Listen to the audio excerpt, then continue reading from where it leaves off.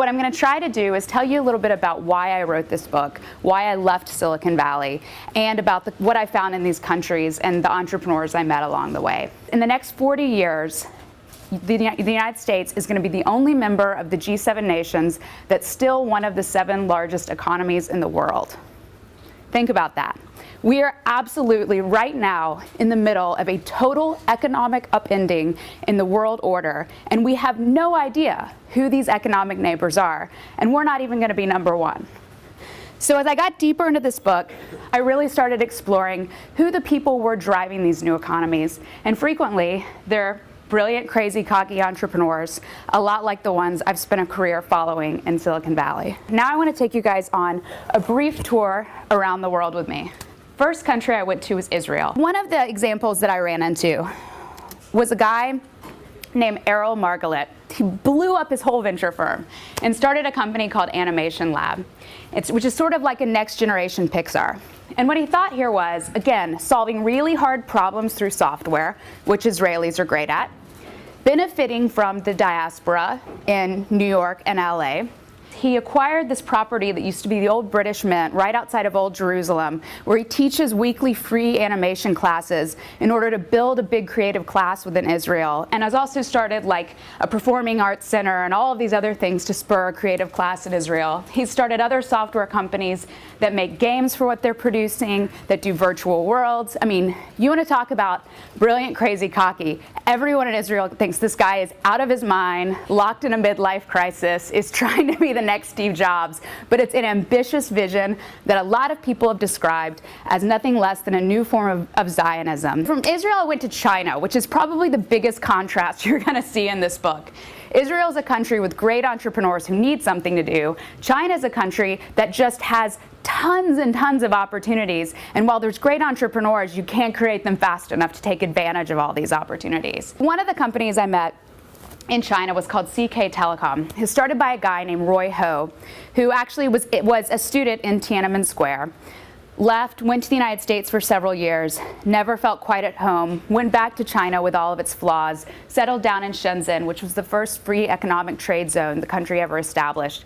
And he started a company called CK Telecom, which isn't just an outsourced factory. It's a factory for making phones, but they're his own phones. This is a new wave of companies in China that are leveraging all of the manufacturing expertise that has helped make all this money and all these gadgets for Western companies to make their own products that are 100% vertically integrated. They get the same savings that we would get producing something in China, only they don't have to pay anyone and they get to keep all the margin because it's their own factory. Now, the interesting thing about CK Telecom, it's not selling phones in China, it's selling phones throughout the emerging world.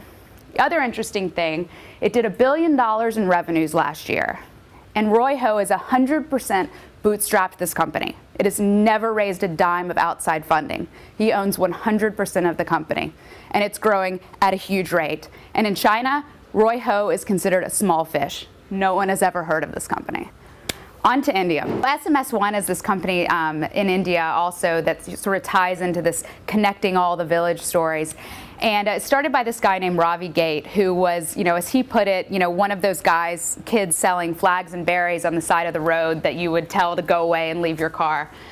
He wanted to start something that would unite all of these villages, and so he started basically, it's almost like an SMS version of a newsletter combined with an SMS version of Google, combined with, in some implementations, an SMS version of eBay or Craigslist, and everyone pays about like 12 rupees a year, and they get messages pushed to them all day long, which tell news of the village, but also like basic needs. One of the most staggering ones was this slum right outside of Pune, where everyone had started using it, and this was a community that lived like very hand to mouth before and never really looked out for each other, didn't really have neighbors, and this SMS service had brought them all together. And the first story that editor ever did was he found this sort of nameless, faceless woman who was selling vegetables on a dirty blanket by a dirty bank of the river, was so depressed about her economic situation she poisoned herself. And the editor went by her home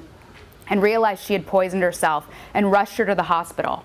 Now, he didn't even have all of the numbers programmed into the phone yet, so he stayed up all night and hand programmed in each number and sent his first story about this woman. And everyone rushed to the hospital in the community and was giving 5, 10 rupees, whatever they had to pay her medical bills, and pulled together. And the whole thing convinced her she was so loved and that life was worth living that she never tried to kill herself again. From India, I went to Brazil. Now, Brazil and India, people talk about this big disparity between rich and poor, but there's a huge difference between Indian slums and Brazil's favelas. In India, you're talking about people who don't have access to the basics, to food, to water, to jobs, to power. In Brazil, the favelas have access to a lot of those things. The difference is these people are living in a civil war zone.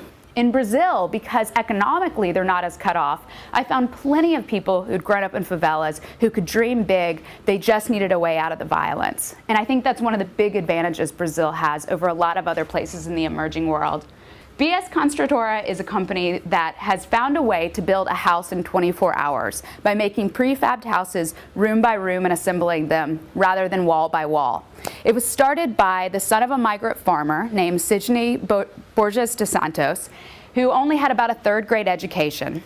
He started building different kinds of farm structures like pigsties and silos in rural Brazil and got a reputation for being able to build them faster than anyone else. So, like most entrepreneurs in this book, he's a dreamer and he's a little bit crazy and cocky.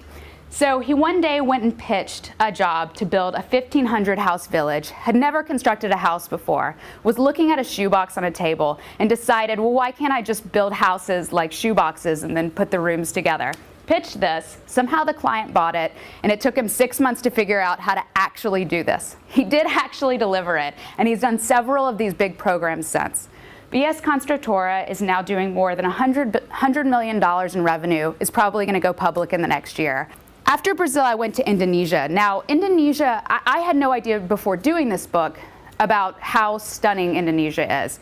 It has 250 million people, almost the size of the United States. It's fragmented across 15,000 islands. So it's a country united by water. I found out about Indonesia because I actually got a grant for the book from the Kauffman Foundation, and they'd been working with this guy named Mr. Ciputra, who's the Walt Disney / Donald Trump of Indonesia, who's probably one of the best stories in the book.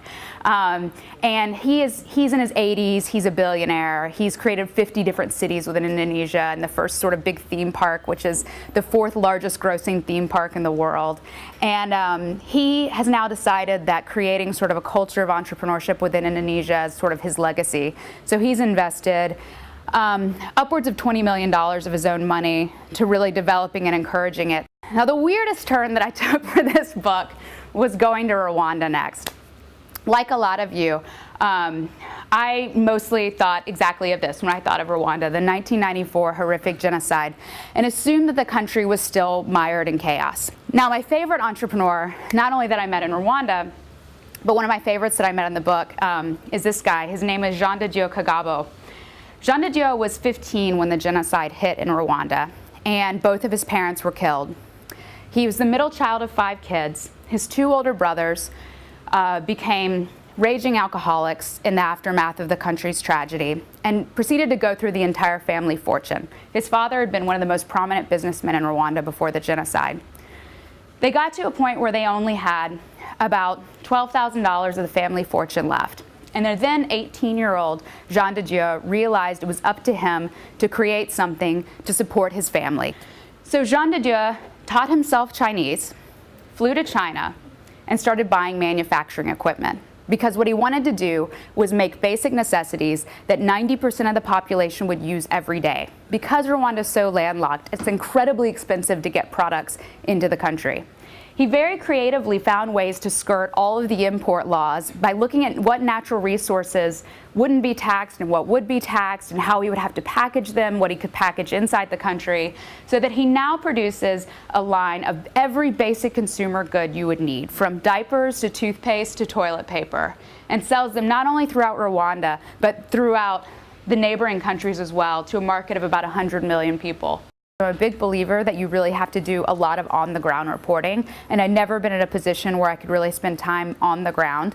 And I think most media organizations don't pay for anyone to do that, which is why most of the stories we get about emerging markets are either stories about outsourcing or stories about microloans or stories about aid. I wanted to just spend a couple years and travel and just do the same kind of reporting that I would do in Silicon Valley, but do it elsewhere. So it was just trying to figure out, where all that money that was changing this flow, like who it was going to, and who were these entrepreneurs in these countries? Who were the people building, the big opportunities, the big local opportunities that, we weren't really hearing about at all.